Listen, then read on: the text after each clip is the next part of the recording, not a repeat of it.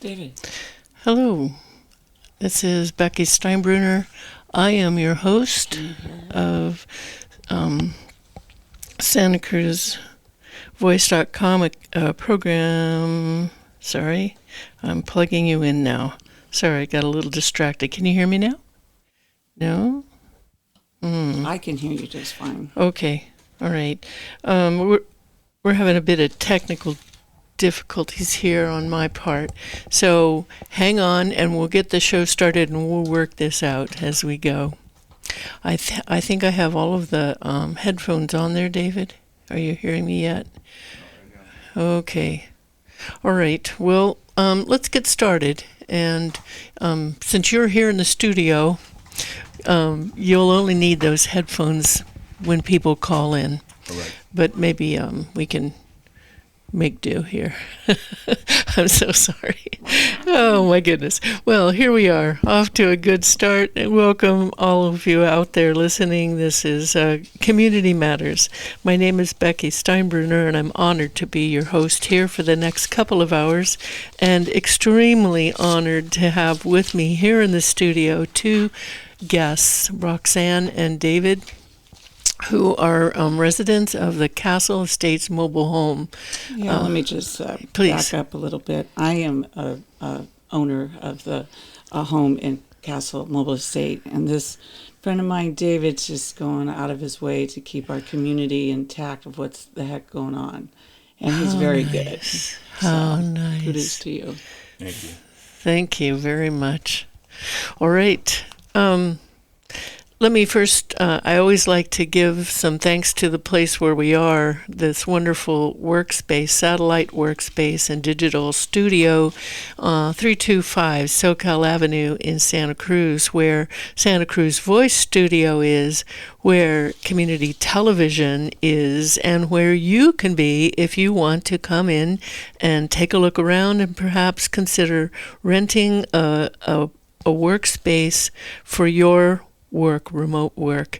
It is a clean, quiet, very secure place, reasonable rates. You can rent it by the hour, by the day, by the year, whatever you need.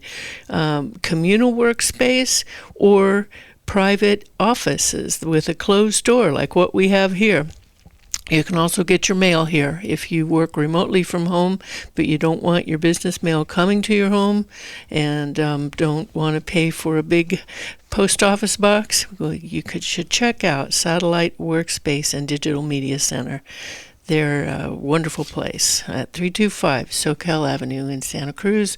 That's between Ocean Street and the lovely San Lorenzo River. Without further ado, I would like to now begin our first hour of the program, where we're going to be talking about what is going on along the rail corridor in segments 10 and 11 in the Capitola area, where the Santa Cruz Regional Transportation Commission is now saying people in these two mobile home parks are suddenly determined to be encroaching, and they have to move or else. Or else. And so I am very honored to have in the studio today Roxanne, who is an owner of a property there, and David here to support and provide information. Thank you both very much. Roxanne, why don't you introduce yourself first, and then David, please, for you. Thank you. My name is Roxanne Stanley. I have a house that I've lived in at Castle Mobile Estates for 25 years, and I am a third generation, grew up in Seacliff, just love it here. The changes that are happening in Santa Cruz are huge, but I never thought I would be getting asked to remove my home and relocate. Told to remove you. I was told to remove my home and relocate. Yeah. So I am fighting for my home, and I've been fighting for a year, since January 10th or January 2024, when I got a letter from the RTC showing just my encroachment in the mailbox. So there's 22 people that I'm kind of hoping that will step up and we can all work together on this. And it's been a nightmare for me for a year, the anxiety. But I plan on doing what I can from help from the community to keep my home, along with and properties, along with 23 other Castle Mobile Estates residents and 20 Gold and Blue residents. Wow, that's a lot of people affected. Well, thank you. Keep up the fight, and we're all here to help. you. David, please introduce yourself. Becky, my name is David Van Beveren. I want to tell you how grateful I am to you for using this microphone to elevate the profile of this part of this conflict, which everybody, I think, in the city to some degree has heard of or knows a little bit about, or a lot of people know a lot about. I'm one of those people. I live in Midtown, and when I saw and read what was going on, I just couldn't just sit by. It really affected me personally. I thought, the government can do this to these people. What are they going to do to me? When it comes my turn to be in the way of what they're interested in. So Roxanne's a friend of mine, and she was one of the, I think, most impacted people. And so I just sort of said, I'd love to help. I can do research. I can help write briefs. I can do things that, however I can help. His talents are different than mine, so that's what makes it complete when you've got talents that are different than each other's. So I went around last night and went to the Blue and Gold and asked them, here, take a picture of this phone number. This is Santa Cruz Voice. Please call in. I've got informed by so many different people that were like, I'm waiting. The only thing I got out of was a gentleman mentioning that he was told from the sheriff department not to let anybody, the RTC, on the property. So Really? Everyone on the corridor got a letter saying, do not let anyone on this property to take any of the measurements of encroachment. And have they had to put up that resistance? Has anybody tried to Well, come in? they did come out to the RTC survey came out to Castle Mobile Estates not too long ago, and this is right before the mobile home meeting that we had with the RTC. And RTC is Regional Transportation Commission. Yeah. And the Santa Cruz Regional Transportation Committee, which is, a big part of this because they're the ones that have the votes, like Jerry Jensen, our mayor, Joe Clark, a handful of people that makes a huge difference on where they replace people, how they can derail the trail off the tracks, a big part of this mess that we're going through and the abusive that they're putting these senior citizens in and the anxiety that we've all gone through and of the unknown. So when Millennium's lawyer, the owner of Castle Mobile Estates, said, well, it's up to you. You can either let them in or say, no, you don't have to go. You're not allowed to go through my lot here. My space. So you have private property rights, and you can order these people that are trying to come in and do surveys and things of your to property. bulldoze down the house. To right. To leave. Jerry Jensen was out there, and the mayor was out there kind of protecting them. So we older senior citizens wouldn't mom. I thought that was kind of interesting. But, who was it? I think it was Jensen at the meeting. Sarah Christensen. She's the head of the RTC. We've had her here just recently. She is the head of the staff. She's the executive director, I think is her title. Yeah. But there's a board of directors that calls the shots, and the board of directors is consisted largely of elected officials, all the members of the boards of supervisors, and then a representative from each city. And Jerry Jensen is the Capitola representative. And so we'd like to that Good. was the path, pretty much. We were going to talk about the fear of all these people and no support from the Capitola, which owns, the park. No support from the park's owner. Pretty much, I emailed them last year. We don't know anything. Finally, they said, "Oh well, our lawyer is not representing any of the residents." So that tells me we got to get our own lawyer. And lawyers aren't cheap. We can't afford this, low income families here at Castle Mobile Estates and Blue and Gold. So we're just reaching out to see if we can get this injustice settled. Yes. So, Castle Mobile Estates owner Millennium Housing has hired their own attorney. Correct. There was an article in Lookout Santa Cruz recently, June 30th, 2025, that talked about that, and their attorney, Mr. Ed Chun, is representing them, but the actual residents are being left out of everything? Is that what you're telling me? I got it on email. Yeah, Becky, there's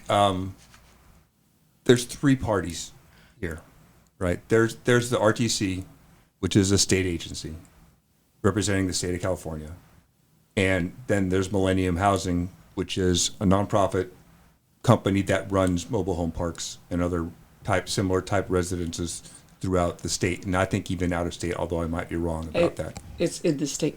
And then there's the homeowners, the individual homeowners that rent a pad from the mobile home park manager owner, and then they own the home on there. And there is a law in California that enumerates the rights of those homeowners. It's called the California Mobile Home Residency Law, MRL. California Civil Code 798 and 799. Thank you. And MRL. And in that law, it spells out what the owner can and cannot do. So that's background. So a few years ago, the RTC, who owns this rail corridor that they bought from Union Pacific, did a survey and decided, as a result of their survey, that the property line was not where the Millennium Park ended, but rather there was a strip of land that Millennium was using that was actually the RTC's land. Now, Millennium had been using this land since like 1970, 1971, whenever the park was 2011. built. No, when the park was built. Back in the 60s. In 1971. So nobody complained. Union Pacific never had a problem when they owned that land. And then when the RTC bought that land from Union Pacific, nothing happened until they decided, there were several elections, as you'll recall, in this city. And the rail trail finally got approved after, I think, on the third election, I think. The money for it got approved. And then they started in the west side and they started building it. And they're getting closer to here. Right. And, I just think it's misrepresentation is a legal liability that the RTC is doing. And to not come in and really show us, we want to see the full fundings. Yeah. If you're going to take my home, I'd like to see, the finalized route. They don't have any of this. Right. And they want to displace me. Yeah. So that's Fifth Amendment. Roxy brings up a real good point. As they get closer and closer here, they do these engineering plans, detailed engineering plans, and they haven't released the engineering plan for Section 10 and Section 11 yet. However, what we hear and what we understand from Sarah Christensen, who is the managing director and has her marching orders, is that there's a grant that they are looking for, $68 million or something like that. I mean, if you think about it, a drop in the bucket in the total cost of this thing, which has been reported in the press to be over $1 billion. And they are fearing that they are going to lose their grant if they don't do something, clear the way You know, They mentioned that, and Right. you're right, David. They mentioned that in the mobile home meeting when we had when we didn't move at the deadline of June 30th, that the RTC said we needed to be out of there right. every At your own 42 expense. encroachments. Right. Exactly. Which is And yet- ridiculous, right? So It is. now we had a meeting, saying, well, after June 30th, we didn't get out. So, I'd like to see some documentations of theirs, Yeah. of funding and the routes. And, I mentioned, going into a different route. Let's take it off the trail, off the tracks. And Christensen said, no, we have to keep it on the track to get funded. Even though there's no engineering plan yet, that even says that the tracks are feasible, right? Right. That's So- that's the big thing in the news right now is whether or not that passenger rail is actually going to get funded. Well, Yeah. exactly. So they have their marching orders. Yeah. And I don't blame Sarah Christensen and Grace Blakely for doing what they're doing. I take issue with the way they're doing it, when Yeah. they're threatening homeowners. We're going to arrest you if you're standing in your backyard if you're on a property. We're going to show up with the bulldozer and bulldoze your house and send you a bill. Well, like I said to you Quote, last time, I heard it firsthand. where Grace said that to me, hypothetically, if I don't leave, she goes, you'd be trespassing. And, Oh my gosh. and I said, really? But let's back up a little bit, Wow. because I mentioned this law, and so the RTC determined that it owned a strip of that land, and it just sort of started acting as if it owned it, and Yeah. violating the law as Yeah. if it owned it, as if it was a bad landlord. But the truth of the matter is, there's a border dispute That's between the Millennium deal. and the RTC, and that's not the homeowner's business. Yeah, I just think Because that if Millennium wins and Millennium retains rights to that land, nothing changes for the homeowners. Right. If the RTC wins and the RTC owns that strip of land, Then- congratulations, RTC, you now own a little piece of a mobile home park and you're subject to California Civil Code 798. You have to follow the law. You can't just say, well, we own this land now, we're going to bulldoze it. well, they Yeah. have to pay taxes on it, don't they? So, Do you know if Millennium has hired their own boundary survey to be done? They finally did. They did. They finally came out. And do And- you know anything about that?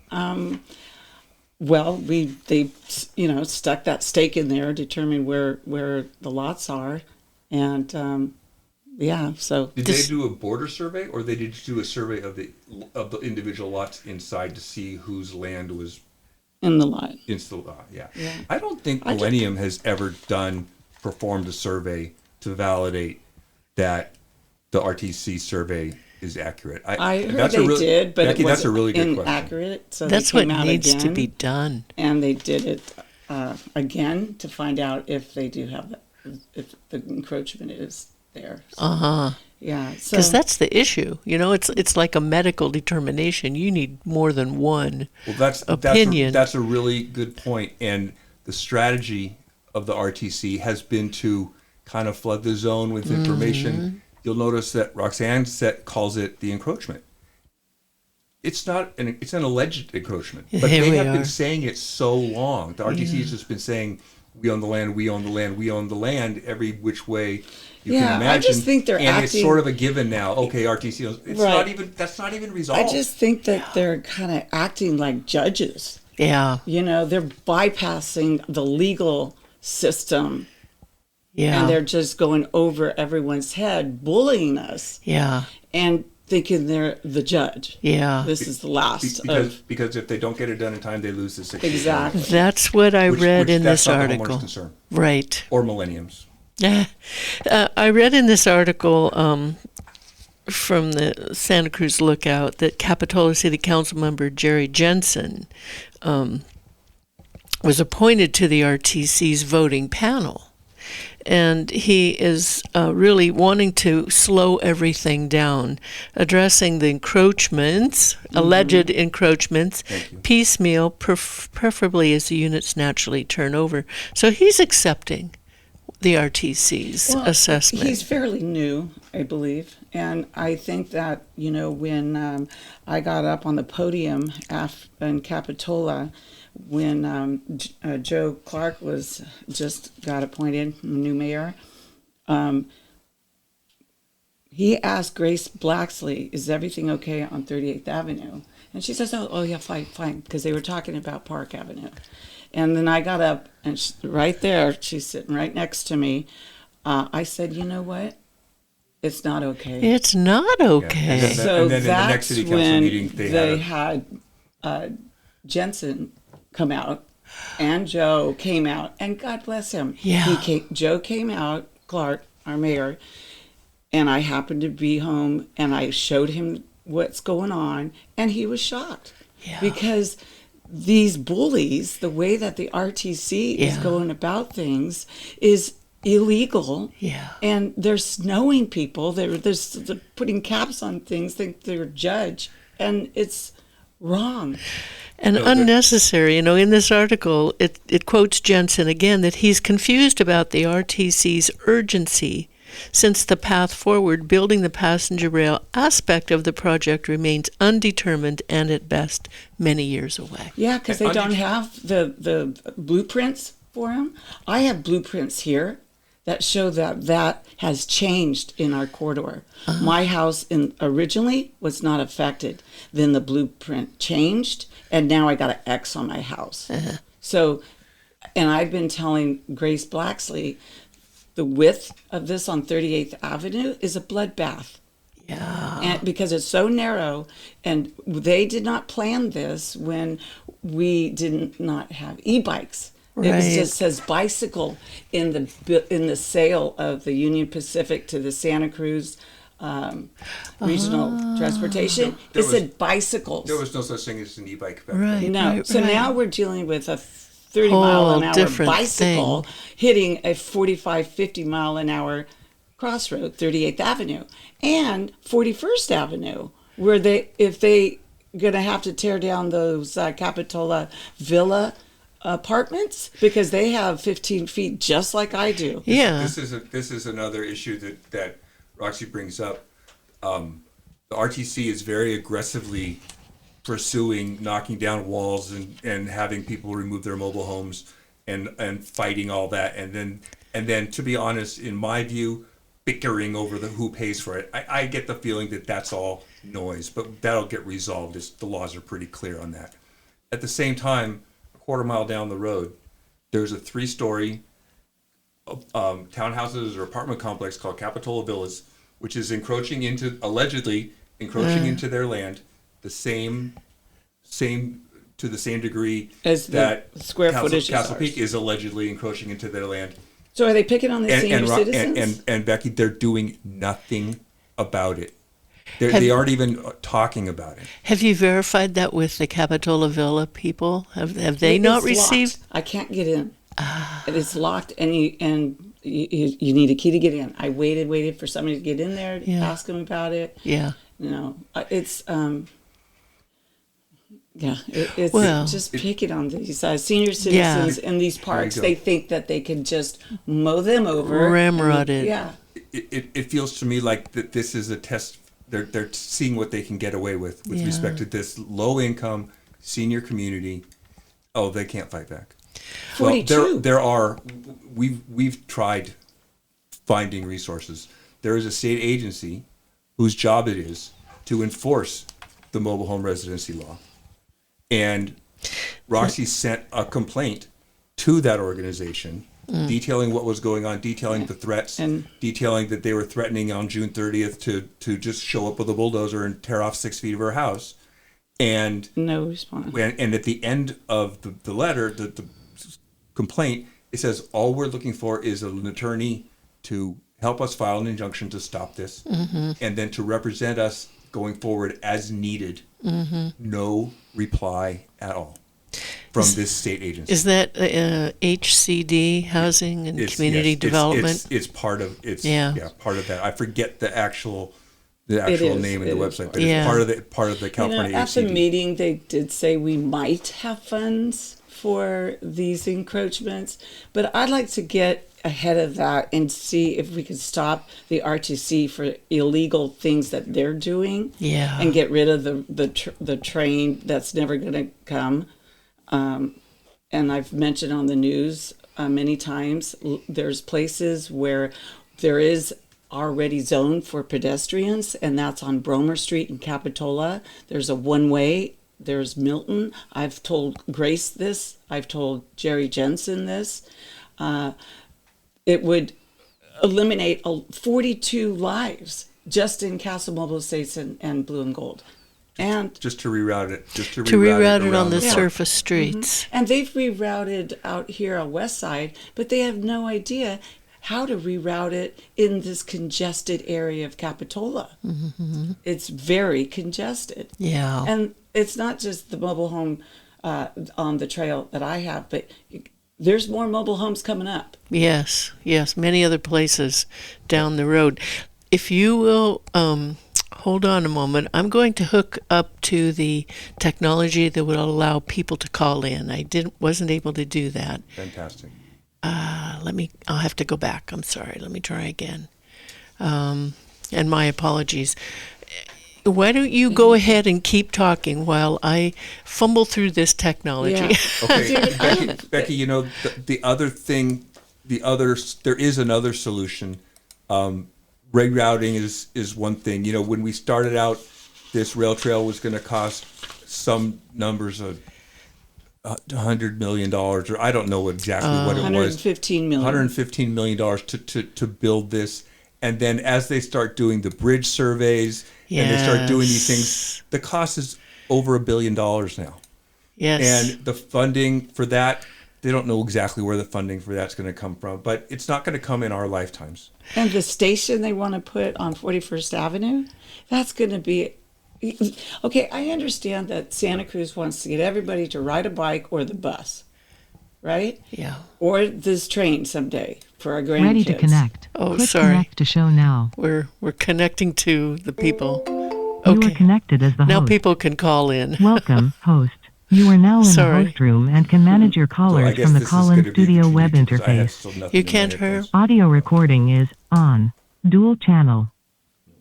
All right, my apologies there, think it's people, the headphones. and to my guests, I'm sorry. But we are hooked up, so people can now call 265-5050. David, there are more headphones up on the wall there. Were they able to... We were on the air. They were able Yes, to listen. and yes, stuff, people yeah. can have been Because listening. like I said last night, Becky, I went around with this number, and, you know, a lot of them are senior citizens, so they're not speaking up. A lot of them speak Spanish, Yeah. so I couldn't relate to them.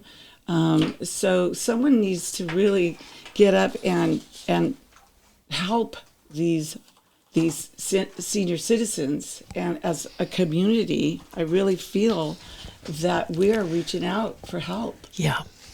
You know, We've had a person here from an agency called Green Action, and Skylar Sakula. She is helping disadvantaged communities fight back. Is she I'll a put local? you. Yes, she is. It's a statewide organization, and she is here locally helping people. I'll put you in touch with her. Charlie was mentioning somebody as well. Yeah, Charlie David. mentioned an organization called the Pacific Legal Foundation. Yes. And I actually called in last time he was talking about this a couple weeks ago. And Roxanne and I are in the process of putting together something.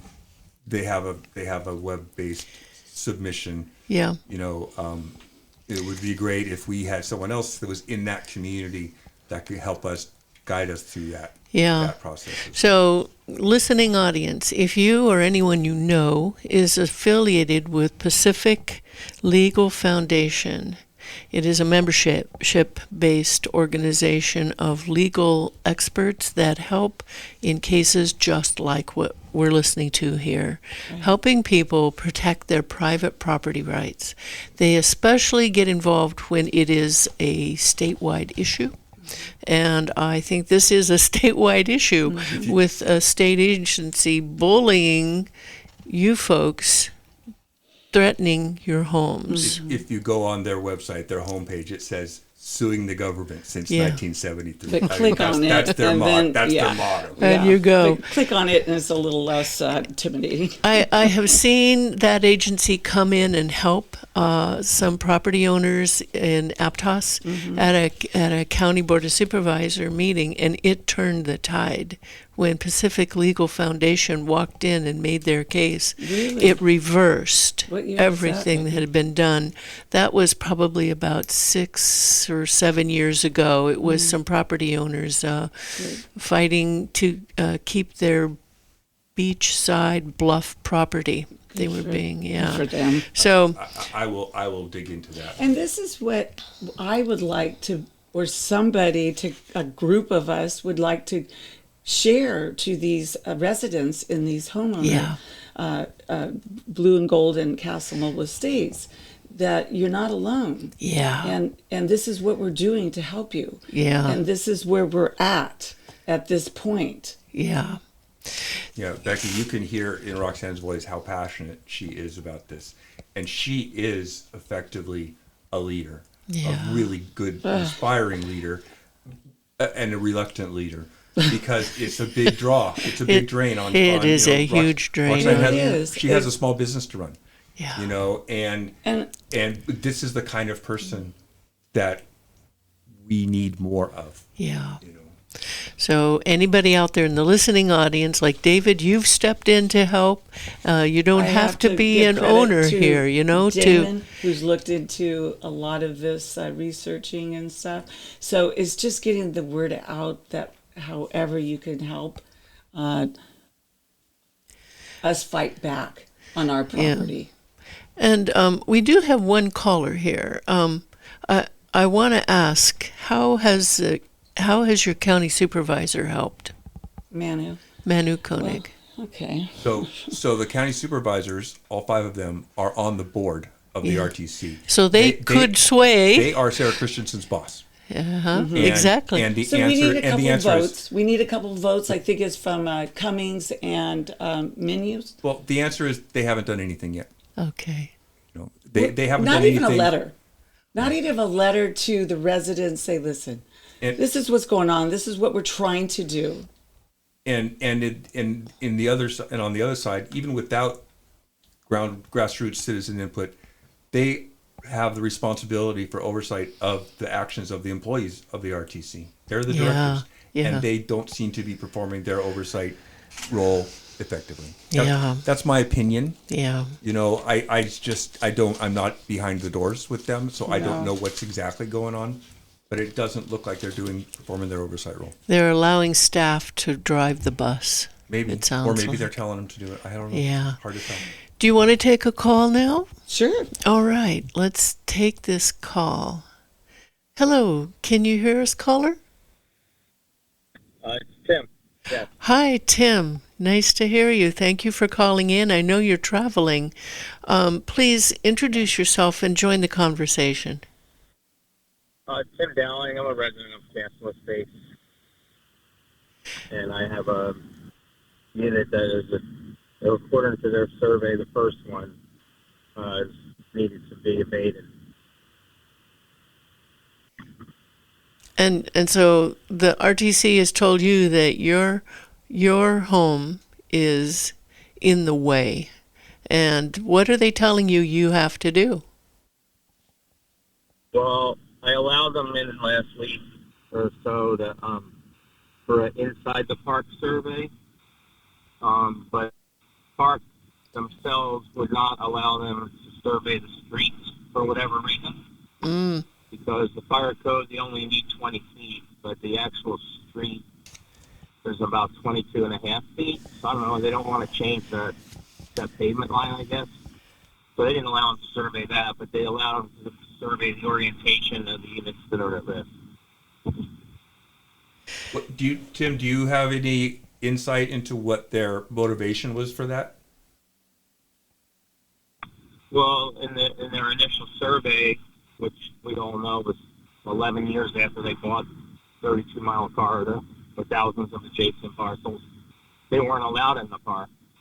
So they only had the backside survey, and now they're trying to see. I believe I have enough room to move forward, but it didn't show up on their initial survey by the consulting group that evaluated that survey that was performed. Yeah. I think it was in 23. You're lucky, but moving a mobile home isn't that easy. And it's not guaranteed that there's not going to be cracks and, damage is done. My mobile home is not able to move forward because of the way that it's structured as the fire department would come in. So I'm caught between a rock and a hard spot. But Tim is mentioning that he is able to move if the RTC goes through with this encroachment. I see. But So Possibly. Possibly. What they're saying is you could reorient your home and fit in the Right. within Right. the boundaries, twist it or turn it to the side or something. That's correct. I got it. I don't, there's my neighbor and I were told to relocate.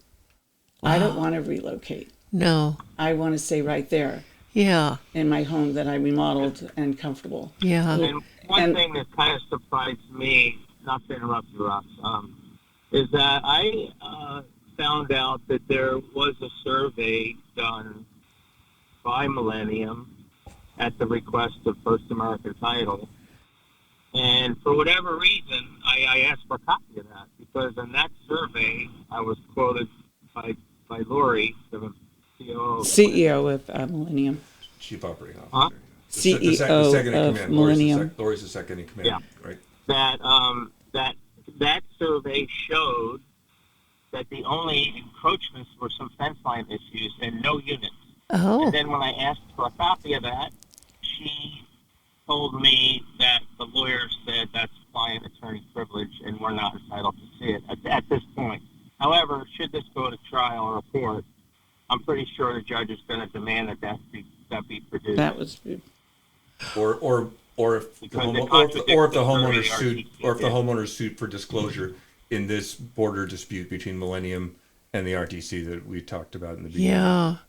And that seems like to me, Tim, that while Millennium may consider it proprietary information, it definitely affects the people who are living there. Yeah. And I would think that this could be something also the Pacific Legal Foundation could help the homeowners with. This is the good faith. good point, It would, in Becky, good faith, they because- should just release it. Yeah.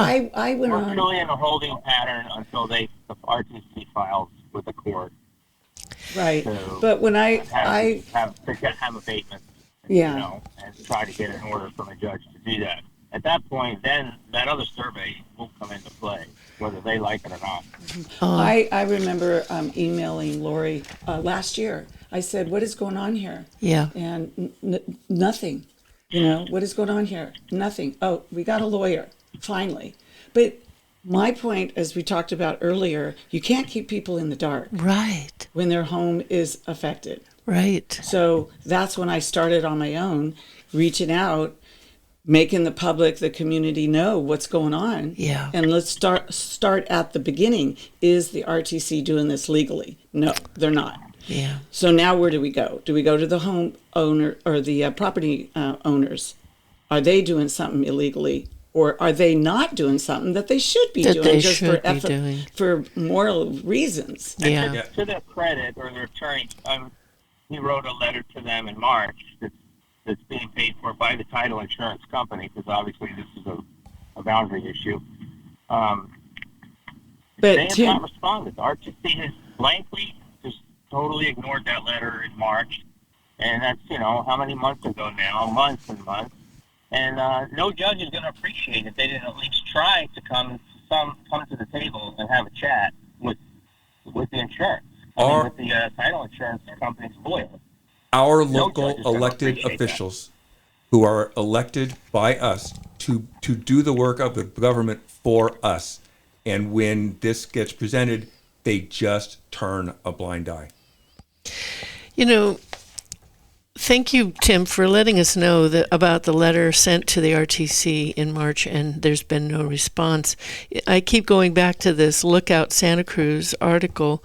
In the end, it says, so in order to force a solution, Christensen from the RTC said the agency is moving to involve the courts. Quote, unfortunately, we're going to need to file a suit against them. Our preference would be to have civil coordination with the parties, but this gives us no choice. That's talking out of your mouth. No. Was she- was she- was she- They have choices. We don't. Was Right. she talking They have a about? lot of choices. Was she talking about Blue and Gold? Because Blue and Gold has taken the position of not engaging with them at all.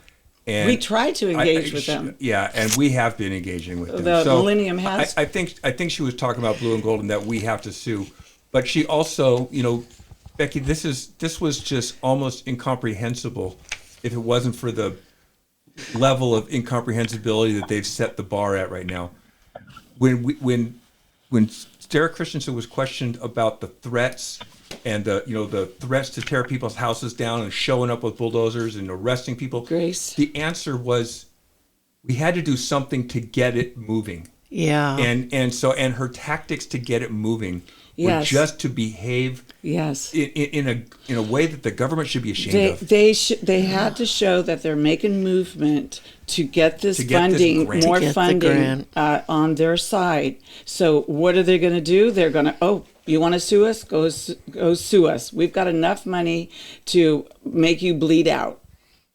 That's Well, that's disgusting. disgusting. taxpayers' money that's paying for that spend. It is taxpayer money. It's Yes. Yeah. Yeah. And So what that's about the basically an endless amount of our money they're using against us. what about the Santa Cruz RTC, Tim? Did you hear anything about money getting back to them? From RTC? the state, I mean? No. So Yeah.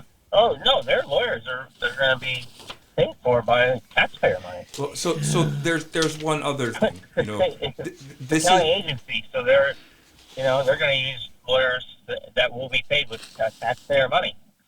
right. And so there's one other aspect of this, Becky, and that is that when this land was bought, there was a contingency in the land in the purchase agreement that the Union Pacific retains the right to use the railway. Okay, and that right to use the railway was purchased by Union Pacific, if you will, for something like $11.5 million.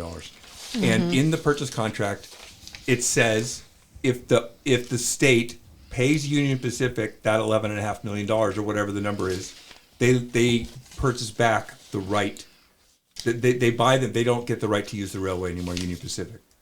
So in that case, if we don't want we're building a rail because the tracks are there.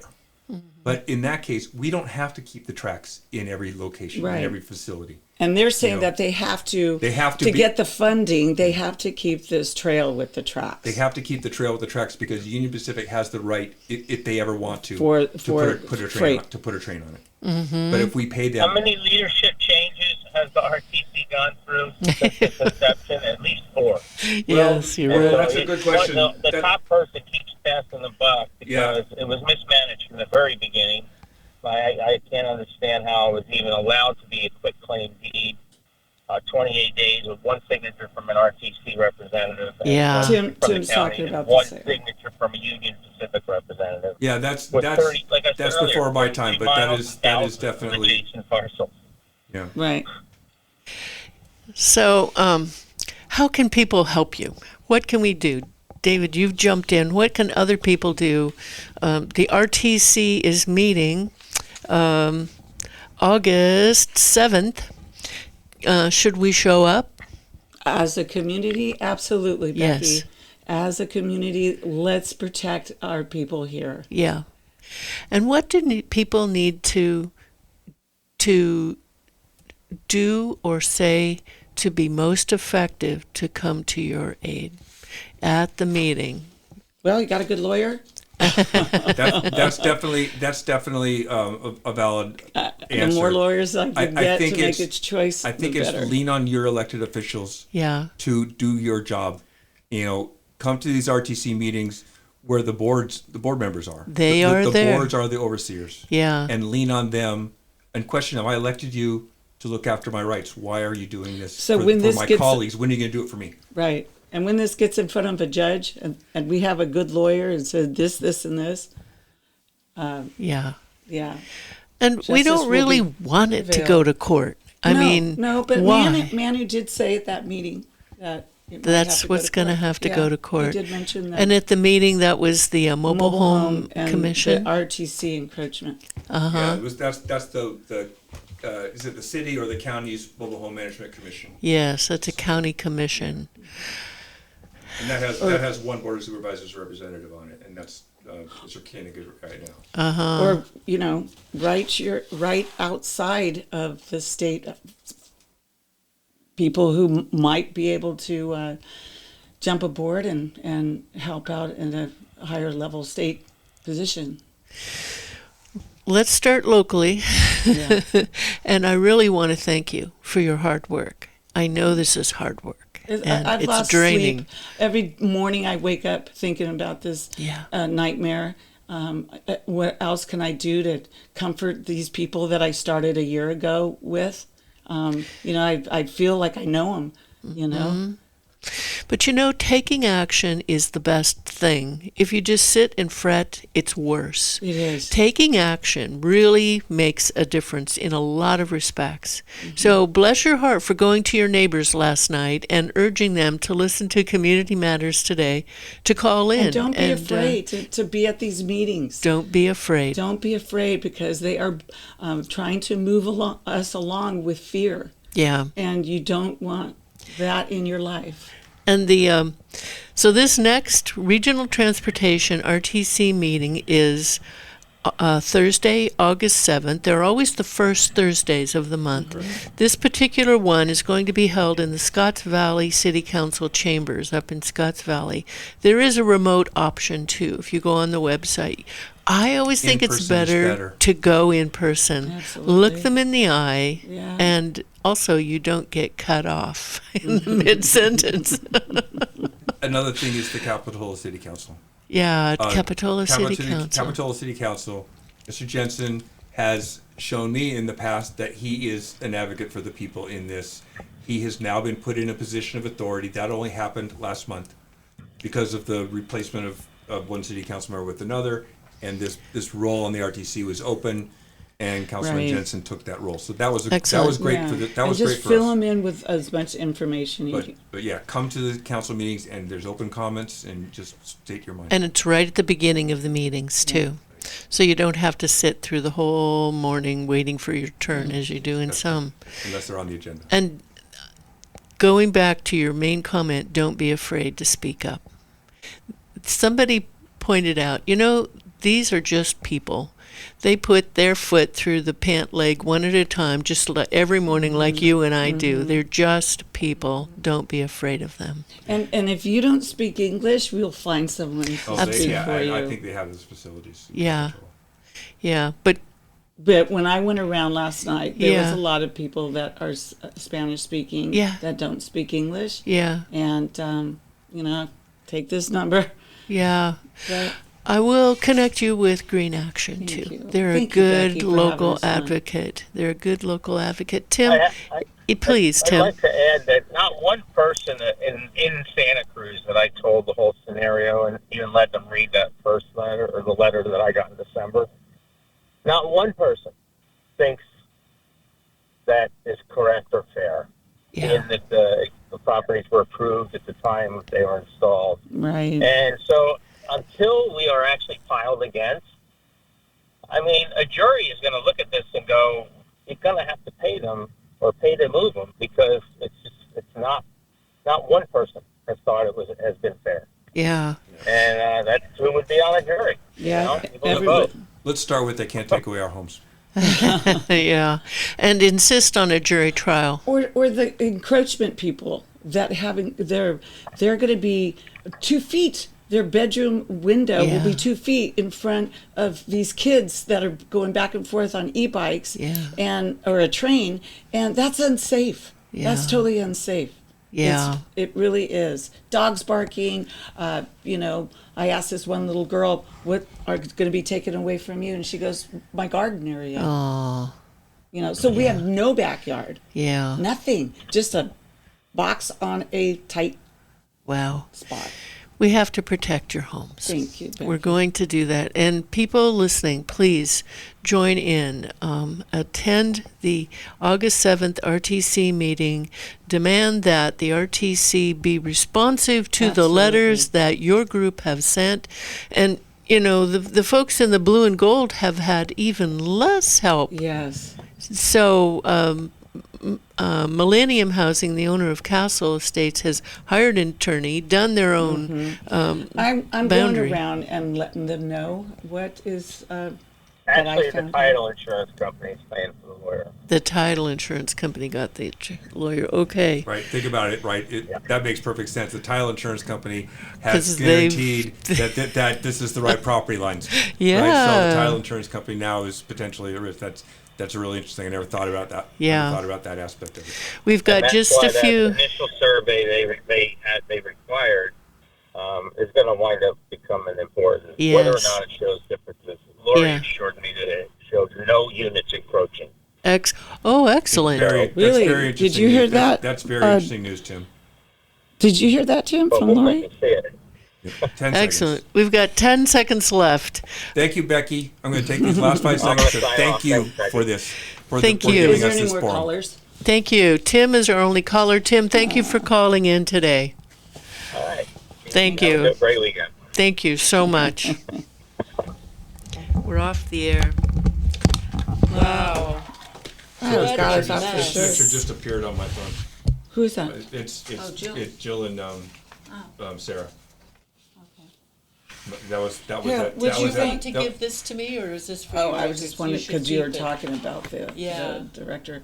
Yeah, it's just something that I'd like to see get more in the paper, just because it seems to go more statewide, nationwide in the paper, our Santa Cruz Sentinels. So I don't know if I can go down there and beat their door down, or if you have connections anyway, Becky, that or Bill maybe You talk about the green. a letter. Santa Cruz Sentinel. Santa Cruz Sentinel, Good Times. I Well- think Good Times more people see. I do. Well, I've been in the And- Good Times, and and I've the been in the Lookout. The Lookout, I think, Aptos is- Times because Right, this new yes. issue that's coming out, I'm in it Ah, because I Publisher of the Aptos Times. I do she cuts her hair. Patricia's hair, Yes. and she owns also Capitola SoCal. right. But I'd like to get in the Sentinel somehow. Yeah. Some things. Chat GPT and I kind of worked on. I or used to know a salesperson who was top salesperson for the Sentinel, but she's left town. Yeah, so something like that would reach out a little bit. I was in the Santa Cruz Sentinel, and they did an interview on me. I've been in there 5 times, and this interview saying they're dying to get their hair done. And I used to work in the mortuary, and I used to go across when I was in school. Wait, you used the mortuary as a studio, or you No, you let me cut the hair finish. of the So cadavers? I would be in college, Wayne's College of Beauty, and the owner of Wayne's College of Beauty knew I wanted to get out of there. Said, "You want extra credit and get paid?" Hell yeah. I went across the street and Cut the hair worked of dead on bodies. the mortuary. Dead bodies. So the Santa Cruz Sentinel saw this and said, "Hey, I'd love to do an interview on you." I'm like, "Oh, okay." They're dying to get. They're And dying so to the see her. headlines, and they did it on a fifth of a page, and here I am next to a gold casket and my Aquanet hairspray, and they're saying, listen to this, they're dying to get their hair done, DYEING. And I thought that was so tacky. And then I saw Joanna, the one that did the interview, and I said, "Joanna, you did that in August, and you waited till October, making me look like a freak." It's Halloween. And and then she goes, no, Rox, this went wire, meaning that another state likes other people's states' Yeah. things. It was on Associated Press. Exactly. It got put on the wire. The wire picked it up Yeah, because it was such a good art. yeah. Because it had that awesome headline. dying to get their They're hair done. dying with an E. So then D-Y-E. cell phones came out. It was the first time I took my son out on the road, and oh, Preston, get over. We went to a bike event. There's Santa Cruz Sentinel. Is there? Why are you here? What's the reason? And so I got on the Is there news. someone coming to the studio next, or we're done? No. So I The got next hour I'm here, but people are going to be calling yeah. in. I got in, and the headline saying Stanley's fearful of bikes on the road. And this is like 20 years ago. My son's 27 years ago. When cell phones came out, I go, are you kidding? This is like, we got to get some road. You know, the millions of dollars that came in was not just for that damn RTC, but it's for our roads. It's the regional And they now transportation. put these cones in, and the cars hit them, and they lean over, and now they're in the bike lane. Yeah. So when I emailed Manu, I said, you know, I had to go outside the bike lane in the street to go around. Because those Because they're vertical leaning. Yes. candlestick cones. And I said, this is dangerous. It is. If I get dangerous. hit, I just want this on record. Is the RTC? Because everything I put is on record. Roxy, is the RTC doing the roundabout in front of Nob Hill? Transportation, I don't know. That's probably the city of Capitola. I don't know where. If they fund projects in cities, I don't know. They do. The way the No, funding works, They're working on some of the Highway 1 widening. That's RTC as well. RTC and the county is working. That- It's and really- everybody I talk to The is- RTC is a think that's a state waste. agency that is directed to manage transportation in the county. There's Yes. RTCs for different counties. And then the Santa Cruz RTC is different. It's the same and thing. No, the it's same- not. No, it's it's called not. the SCC RTC. It is a state agency that is directed to manage the transportation in the county. And that's what Sarah Christian has said. They're mandated to be in existence by state law to handle regional transportation. But all they talk about is Santa Cruz. They Because the rail is only in Santa Cruz County. It ends at In Watsonville. It ends at the Bar River. Pajaro, Watsonville, It Davenport, goes from to Davenport, 32 Santa Clara County, miles Santa Clara stretch. County, yeah, Davenport. It starts there and it goes all. And this train track was built by the cement factory originally. yeah. Not built by For them, all the not by them, coal but in there that that's was going. why it was there. To take the cement and take Right. it down to. I remember when the train used to run. Right. Oh, probably I did do too. I'd go out there. And the cement factory's gone. And it's not coming Yeah. back. No. Right. Yeah. So then this track has been abandoned for a number of years. The bridges are getting decrepit. Yeah, You know, and this is kind of a redevelopment, gentrification of this space. yeah. And But you know, it's unfortunate the way it's working out. yeah. But I You think everybody in the room thinks they're doing the right thing. I don't think anybody believes they're bad. I in the beginning I thought Manu was kind of like, you know, on my side. Our supervisor just got reelected. Now he's all, you know, I talked to him before he got reelected. And then he shifted a little attitude there. And so then when I talked to him after he got reelected, the only thing he really was saying was that, oh, nothing's going to go through because the trestles are you know, $4 billion just for all four. I think there's 5 trestles. There's more. I think it's La 12. Selva 12 Beach. total. It's 12. Yeah, total. and it's not going to go through. I go, that's not good enough for me. And then when Manu was on the meeting, he mentioned that, you know, this last RTC and the mobile home meeting, he said, well, maybe we should get an attorney. Well- I'm like, Well, what the Sarah Christensen said is that they are looking at floating a half cent or a new sales tax to fund it all. Isn't that amazing? it's Can you we listen, already Can paid. you imagine? We I already gotta get on the air. Yeah. Okay, can you imagine We already paid how a half a cent How in misguided? 1974. Think about how misguided you. that is. Roxy, Okay. don't forget your gift, your special gift. Thank you. Thank you. I'm gonna take Becky, it some. was a pleasure to meet you. What a pleasure. Thank Your- you both. Your You can leave the advocacy, cups. I'll take Oh, I was care gonna of put it. them in the back. your Oh, advocacy thank you. means a Yeah, lot. I know. I mean, Bless your heart. I can't understate. We'll link arms and we're gonna win. Thank you. Thank you. Thank you so much.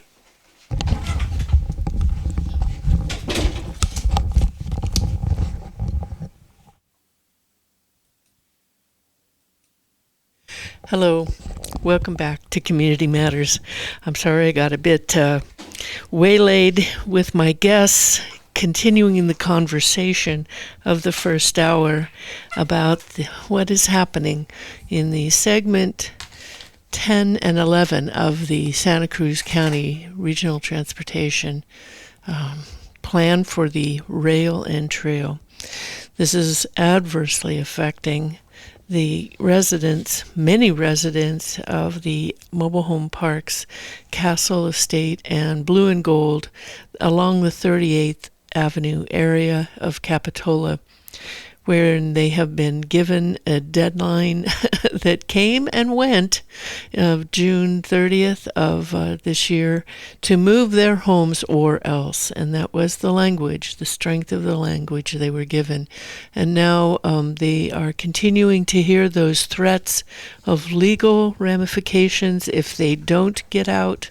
And the RTC, the Regional Transportation Commission, has paid to have a study done of what it would cost if the RTC has to move these people's homes and fences, and they would bill the residents or the homeowner, the property owner. We don't know yet. So, hold on a minute. We've got someone at the door here. Hang on.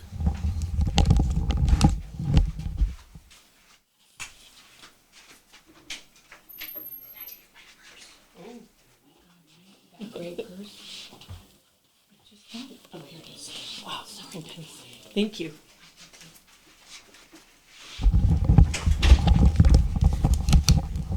All right, sorry. Forgotten article here, now retrieved. So, there we have it. And if you are an attorney or a member of the Pacific Legal Foundation who fights these sorts of things on behalf of people, especially disadvantaged communities, my guests in the first hour, Roxanne and David, pointed out that there are other areas along the track, not far away, near 41st Avenue, where there is a kind of a wealthy group of townhomes, and they are also close to the tracks, but nothing's happening to them. So is this a case of singling out low-income, Spanish-speaking, elderly residents and thinking that they won't be able to fight back or maybe won't fight back? We have to find out. But the main thing is to speak up. So again, attend the Regional Transportation Commission meeting coming up next week, Thursday, August 7th, 9 a.m. in the Scotts Valley City Council chambers. I urge you to go in person if you can, and you can speak early on in the meeting and leave. It won't take your whole day, and it will mean a lot to these people to have the public, the community, step up and advocate on their behalf. All right. Well, thank you very much. My guests, Roxanne and David and Tim, who was traveling and took the time to call in the first hour.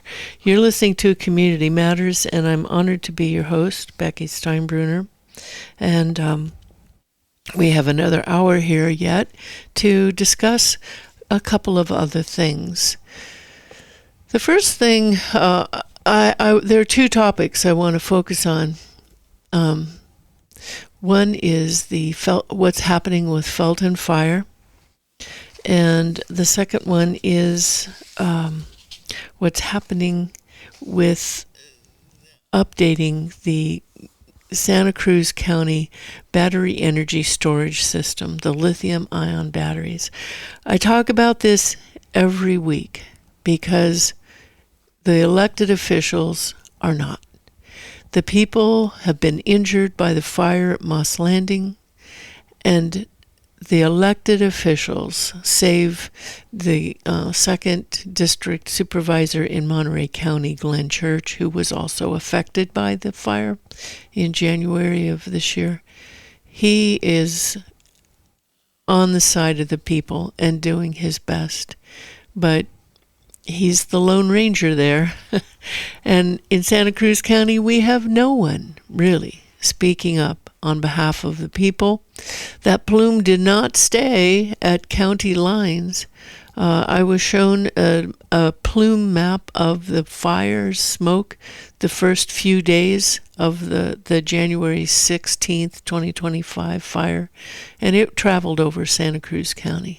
It traveled over Santa Cruz County. And yet, Santa Cruz County elected officials have said that happened in Monterey County. It's not our problem. Well, it is. It is. And they're not willing to hold one town hall meeting to discuss it, and that bothers me greatly. The Santa Cruz County Commission on the Environment, to their credit, have been holding just this week, held the second of 3 community educational meetings, but I have to say that their speakers are somewhat unbalanced in terms of what is available for information. So let me go back to, please call in. The number to call is 831-265-5050. And I'm realizing that I had intended to print out something at the library to bring to discuss about this, but the first thing I want to talk about is what is happening in Felton Fire District. Those of you who live up in the valley may have observed that many calls that are happening in, and emergency calls, I'm talking about emergency calls, happening in Felton. You see Zayani fire trucks showing up. Why is that? You may wonder, and many people are, and there is a lot of turmoil happening in Felton Fire District. It's predominantly, it is a volunteer fire district. And right now they're having trouble keeping a fire chief. Their longtime chief, Bobby Gray, left to take a job somewhere else. And that's been 2 or 3 years ago. And since that, they have had a really hard time putting in and keeping a new chief. There are other issues going on, too. I have been told that the volunteers turn off their pagers at 6 o'clock at night because they don't want to be paged out of their sleep. And that can't happen. That can't be sustainable for serving the community that has emergencies happen in the middle of the night. And it also puts at risk the Zayante Fire residents when their units are pulled out of their own response area. So what is happening? Well, Santa Cruz County LAFCO is an acronym for Local Agency Formation Commission, is another state agency, just like we've talked about the Regional Transportation Commission, RTC. The LAFCO, Local Agency Formation Commission, is a similar structured state-required body that is required to be in place in every county. And the charge is, under the Cortese-Knox-Hertzberg Act, is that these LAFCO agents, commissions, are to monitor and investigate the efficiency and effectiveness of local government. So that includes cities, city governments, special districts, and county departments, county service areas, CSAs, for road maintenance are a lot of them. Fire departments, County Service Area 48 is Santa Cruz County Fire Department that encompasses all of the unincorporated area outside of special fire districts like Felton, like Ben Lomond, like Boulder Creek fire agencies, Central Fire Protection District. Those are local fire agencies. But outside of that is the state responsibility area. And so a long time ago, the County of Santa Cruz formed County Service Area 48 to fund additional medical response, emergency response to those areas. That's one of the many issues that agencies that LAFCO watches over. And the LAFCO is required to evaluate the effectiveness and efficiency of all of these agencies every 5 years. It's called a Sphere and Service Review. So LAFCO, headed by a fellow that I've had here as a guest in my studio, Mr. Joe Serrano, LAFCO has determined that there needs to be more consolidation of fire agencies in Santa Cruz County. He has proposed consolidating Scotts Valley, the City of Santa Cruz, and Central Fire District. Let me say that again, because that would be huge. He has proposed consolidating Scotts Valley with the City of Santa Cruz Fire Department with Central Fire District into one. And he is also proposing to consolidate Pajaro Valley Fire District in down in Pajaro with this Santa Cruz County CSA 48 big spread of area, and now also is looking at what's happening in Felton, whether that should be consolidated with County Service Area 48 County Fire, or if it should be consolidated with any of the other existing independent fire districts. So Mr. Serrano released a report about that determination of what he thinks should happen in Felton Fire District. He had the August LAFCO meeting, the Santa Cruz County LAFCO, and again that stands for Local Agency Formation Commission. It's a commission of 7 people, like the RTC, composed of elected officials. There's a county supervisor there.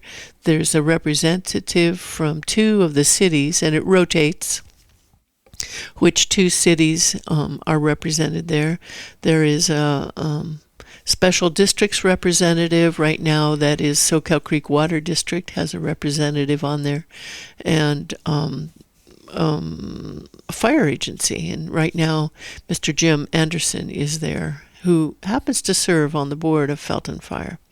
So, and then there is an at-large, which is just members of the public, and you can apply and try to get on as a member of the public. So the LAFCO, Mr. Serrano convinced the commission not to meet in August. They usually meet the first Wednesday of every month at 9 a.m. in the 5th floor County Supervisor Chambers at 701 Ocean Street. But he convinced them that there was really nothing of import that was going to be happening, and he's becoming more active statewide in what's going on within the state LAFCO group. So the commission agreed, okay, we won't meet in August. And then last week, Mr. Serrano sent out, I am on their mailing list as a request, anyone can be, sign up to receive notifications of things. And I received from Mr. Serrano, as did members of the public and signed up and commissioners, that here's this report. It's a 247-page report about Felton Fire. You won't find it on the website because they didn't meet. They're not going to meet in August. But he sent it out and said, I just wanted to update you. Well, if you look at the part of the report, and if you want to contact me, I'd be happy to send it to you. If you look at the report, the conclusions, Mr. Serrano lays out 12 different options that Felton Fire Board of Directors could take. He has declared them in crisis and that they must take action. And he gave them a deadline of October 6th of this year to decide which option they're going to take. And if they don't, he said in his report, LAFCO will decide for you. Now, LAFCO has always said, Mr. Serrano has always said, there's nothing I can force. It always has to come from the agency. There's nothing I can do to force people, but here he is setting out this deadline of October 6th for the Board of Directors of Felton Fire to take action. And the thing that bothers me is that why would he have canceled the August LAFCO meeting, knowing that this big report was coming out with a deadline of October 6th? And how can he issue such a report and a mandate with a deadline to Felton Fire District Board of Directors when the commission itself has not publicly reviewed the document or approved anything? Now, I'm not saying that Felton Fire needs to do something. What I'm concerned about is that this agency director, LAFCO's director, is taking very powerful action without the approval or review of the commissioners themselves. And that bothers me, because if that is allowed to happen, it can set a precedent for other consolidations, not only fire agencies, but also water companies. It is an issue that the state has in the crosshairs to consolidate privately owned small water companies with larger ones. I happen to be a customer of one of those, and I do not want to be swallowed up by Soquel Creek Water District.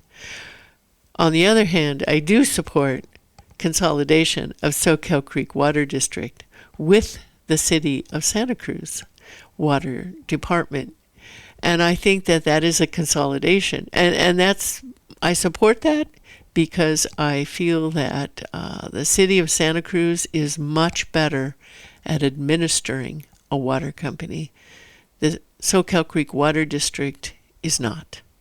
They're very full of themselves, for lack of a better word, and seem to feel that money is no object. I go to the board meetings for both. The City of Santa Cruz has no official board other than the City Council, but I go to the city's Water Advisory Commission, which is sort of the advisory body to the Water Department, and they send recommendations about water issues to the City Council, and the City Council takes them, considers them very heavily in their decision making, along with staff reports. So the fact that LAFCO can start taking these cavalier actions to consolidate and issue deadlines and say, or else, I think it is, I think we need to really hone in on this and question it and talk with our local elected officials about concerns. I have great concerns about this. And they are on these boards. They are on the LAFCO, the Local Agency Formation Commission, and they are on the Regional Transportation Commission. It's this you do this or else attitude that we have to fight back on. So that's the first issue I want to talk about. I'm hoping to have a guest here in the studio or by phone with us next week to talk more about this, because this is a very serious and very important issue in our community. The fate of volunteer fire departments is threatened, I think, by actions like this. And the other issue is that I have heard that the volunteer fire departments, who are very well trained up in Bonnie Doon, they're just not getting called out. They're not getting paged out from the CAL FIRE dispatcher. And then that shows up in these reports for LAFCO that the volunteers are not responding and they are superfluous, so they'll go away. But it was the volunteers, we know, that stayed behind and saved many, many homes during the 2020 CZU fire.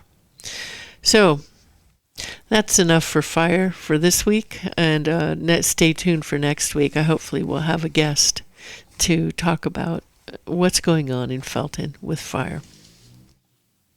The next thing I'd like to talk about again is continuing the discussion about the battery energy storage system, or BESS, situation in Santa Cruz County and in Monterey County. I'm bringing this to you every week because it is so critical. And I'm bringing it to you every week to give you a chance to call in, ask your questions, provide information, and have a discussion here in the community, because our elected officials are not allowing that, unfortunately, even though people are asking.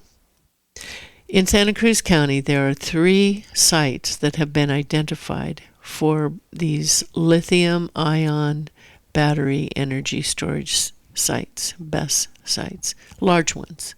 These are large sites with over 300 metal cargo containers full of lithium-ion batteries that are known to be prone to fire and explosion. And the first one is already in permitting process at 90 Minto Road in Watsonville.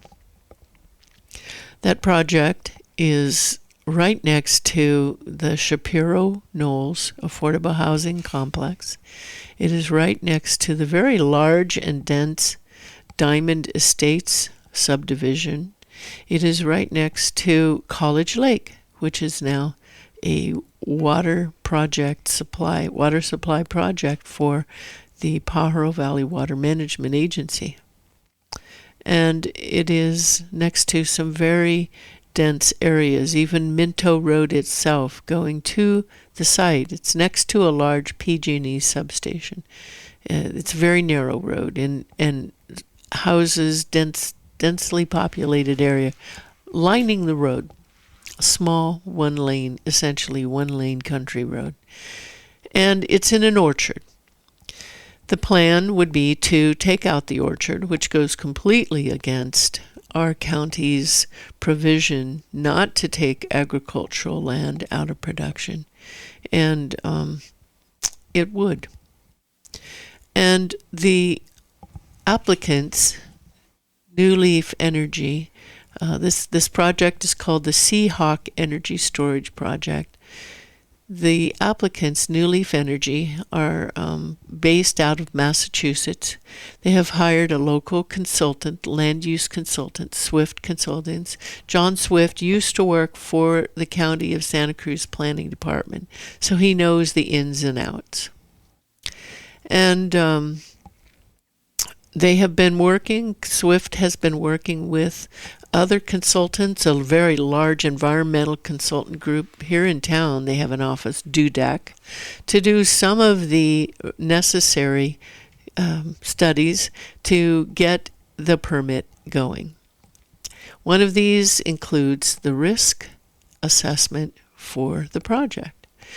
And the risk assessment for the project, I have seen, does not even show on the map any of these very dense subdivision populated areas. It does not even show them. And the developer answered some questions that were posed by the Watsonville Wetlands Watch group. That's a nonprofit who has volunteers interested in preserving wetland environmental areas, and they are concerned about College Lake. So their board presented some questions, and the question about the heavy metal smoke plume that we saw go over our area when Moss Landing burned. The answer to the question about where would the plume travel, how would it affect College Lake and the environment and the wildlife around, and the answer from New Leaf was the plume will stay within the footprint of the project.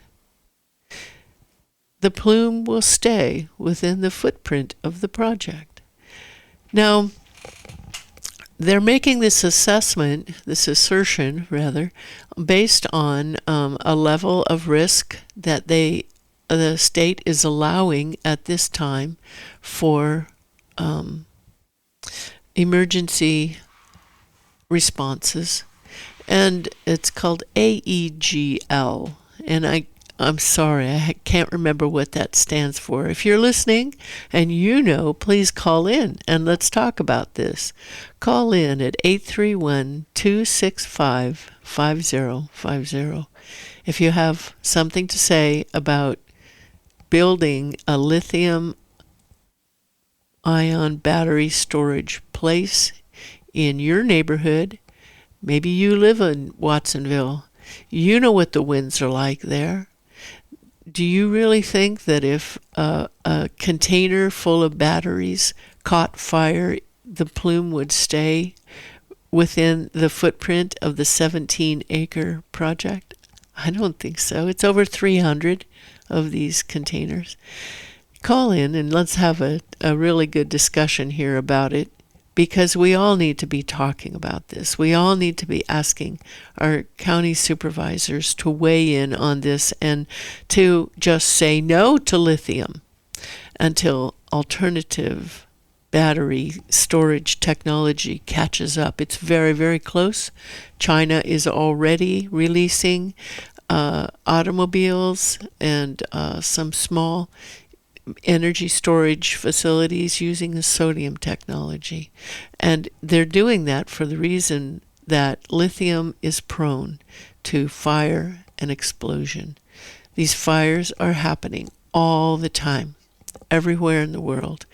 And so don't be lulled into complacency by the claims of the likes of New Leaf and 3CE, actually Central Coast Community Energy, our local power consortium, that, the fire at Moss Landing was a really rare event, and it's just not going to happen again. You bet it will.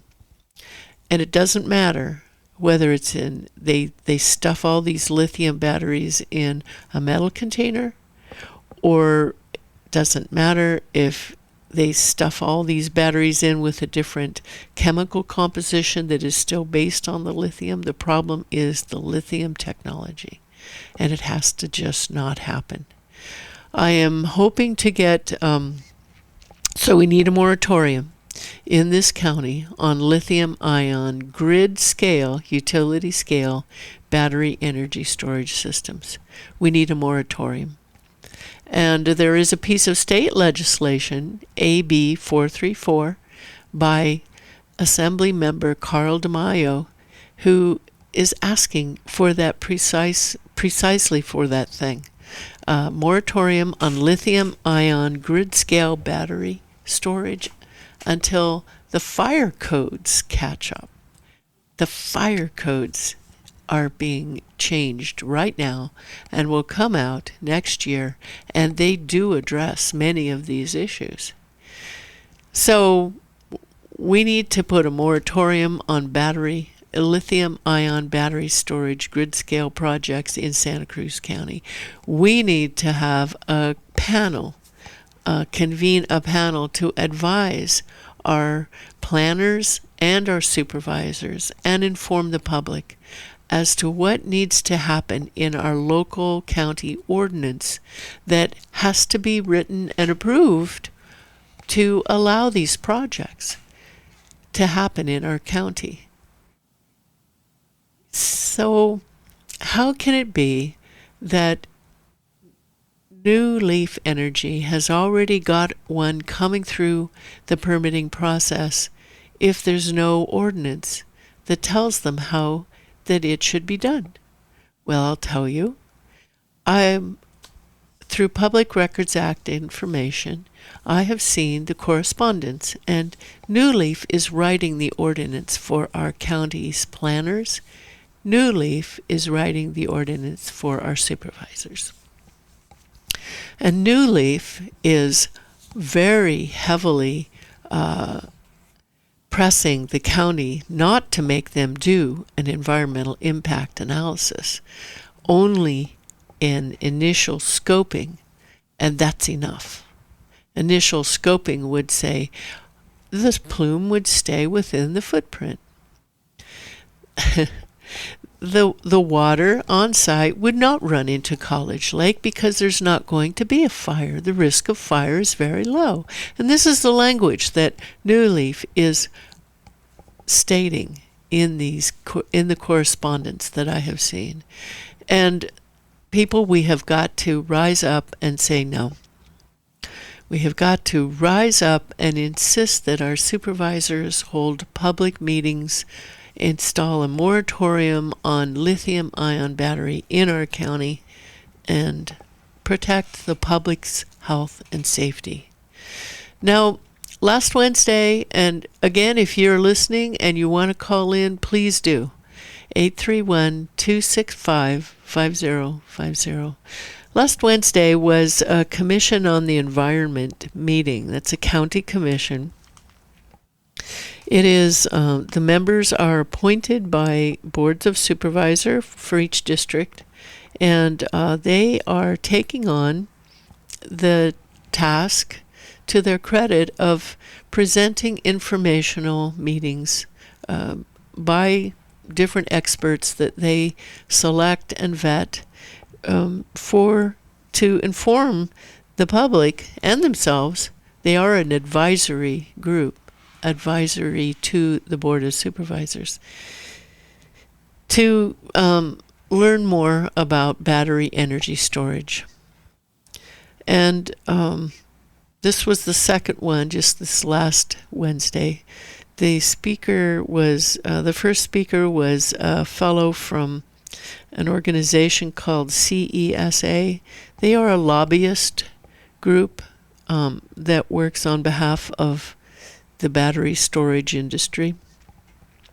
And he kept comparing the hazards of fire from a battery energy system to a regular house fire, and that that danger is all around us. So why should we worry at any different level for these battery energy storage system facilities?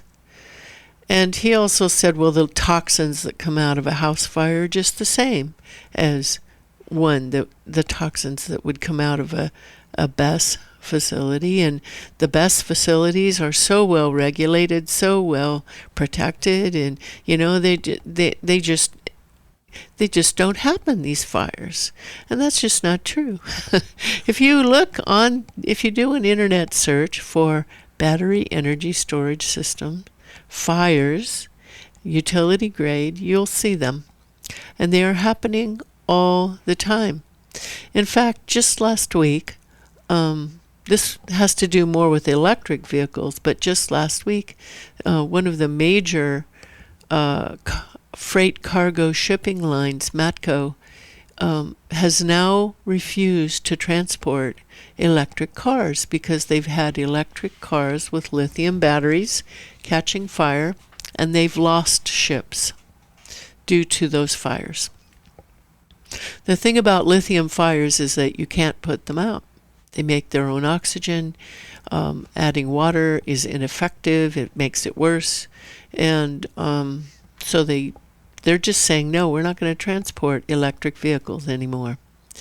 So the issue at this of safety of the risks of lithium batteries during the commission's two presentations. The second presentation was actually by a retired firefighter that now works for a company called Hiller, and they go out and they make their money by monitoring these grid scale BESS facilities. He gave, and I'm sorry, that was one of the things that didn't get printed out at the library that I thought had before I came here. He had recommendations for local jurisdictions on what you should do in modeling your ordinances for these BESS, grid scale BESS facilities.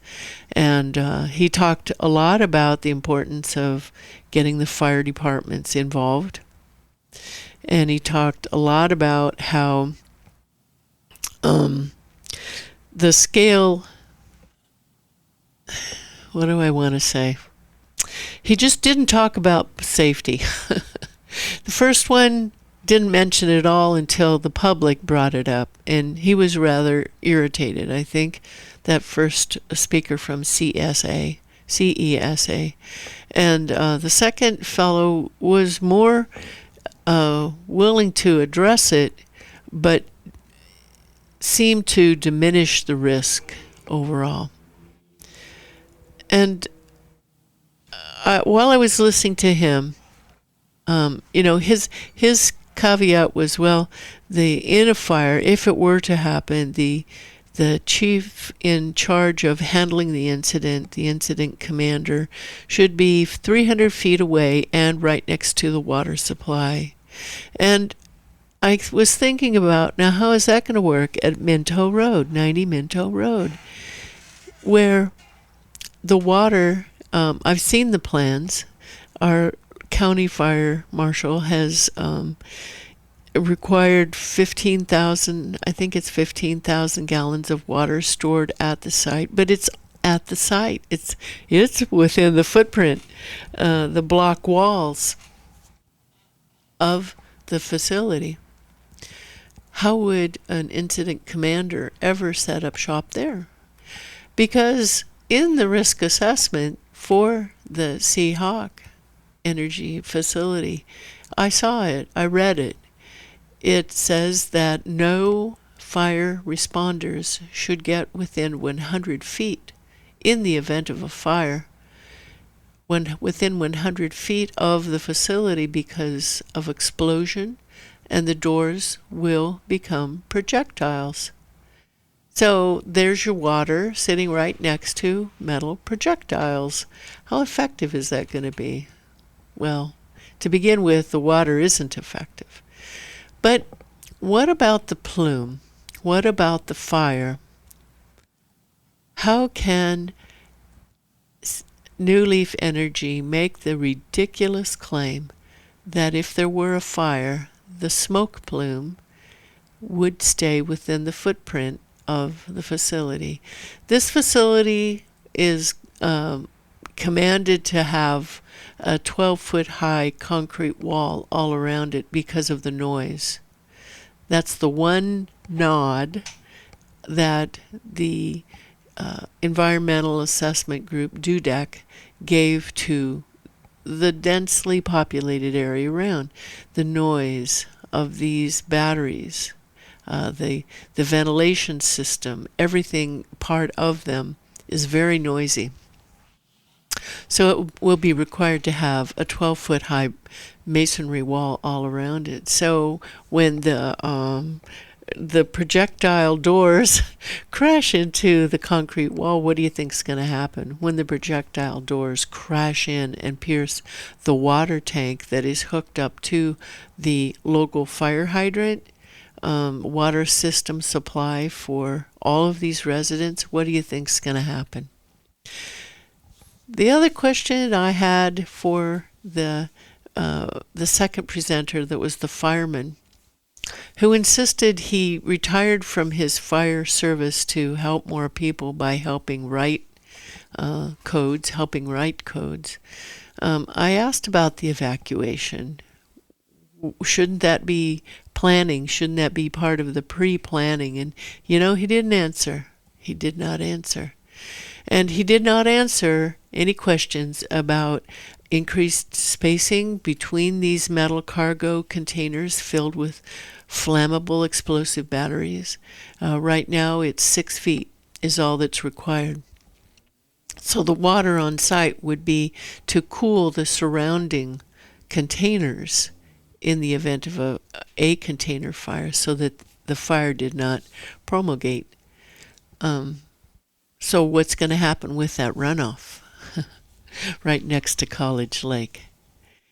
He did not answer the question about spacing, increased spacing. He did not answer or address any questions about safety to the public. He did not answer any questions about the fact that the State Fire Marshal's Fire Alarm Ad Hoc Advisory Committee has stated that 50% of the fire alarms that they have tested in these battery storage containers, apparently waiting in the wings, have failed, and that the systems are being installed by unlicensed technicians, likely offshore, Korea, South Korea, China, places like that.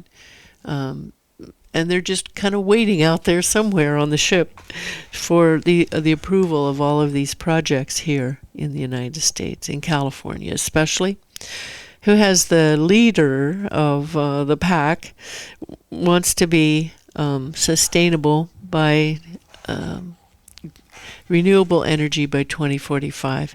3CE, Central Coast Community Energy, and Santa Cruz County have adopted a much more rigorous, impossible, if you ask me, an unwise deadline of 2030 to be 100% renewable by 2030. That's 15 years sooner than what the state's edict is. And 3CE is pushing forward. 3CE is supporting new lithium battery projects in Monterey County, and it's called the Holman BESS LLC, 750,000 megawatt lithium storage place in Moss Landing, additional, and has not been forthcoming that they are doing so. So part of the advocacy of the group called Stop Lithium BESS in Santa Cruz County, it's a grassroots group, has been to advocate a boycott of 3CE and asking people to opt out of being customers of 3CE, which you can do by going online or making a telephone call to opt out of 3CE. You have to ask for that search term specifically because you will not find it on the 3CE website, but it is available, and let them know that you are doing so because they are embracing lithium-ion battery storage in the Monterey Bay and not being forthcoming about it. Many people have gone to their board meetings and asked that they not embrace this, that if they have taken on any projects, to back out of them and to slow down their zeal to achieve 100% renewable energy for their own marketing strategy by 2030. And they are not willing to do that. And they have not been forthcoming in the fact that they are continuing to financially support lithium-ion battery storage, grid-scale, large ones, projects in our area. So boycott them. Opt out. The price for the electricity is virtually the same as what PG&E offers. And while PG&E may be also taking some of these projects under their wing, 3CE is our local power representative, and you can make a difference.